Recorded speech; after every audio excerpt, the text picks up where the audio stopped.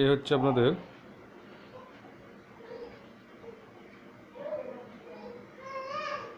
Ten X wide field eyepiece. এটাকে আমরা set করলাম মাইক্রোস্কোপে। এবার এর সঙ্গে কানেক্ট করব ল্যাপটপ বা কম্পিউটারের মনিটরে।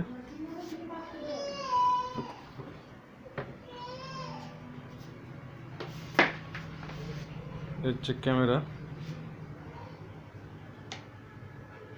এর সঙ্গে একটা আইপিস আছে এবং সেই আইপিসটা এই কর্ডের মাধ্যমে গিয়ে ইউপিএসে কানেক্টেড হবে।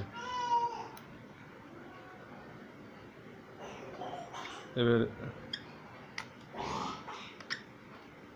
এই আইপিসটা আমি মাইক্রোস্কোপে লাগিয়ে দিলাম, একটা আইপিসে লাগিয়ে দিলাম। আর একটি কর্ড, এই কর্ডটি গিয়ে কম্পিউটারে ইউপিএসে কানেক্টেড হবে। এটা না,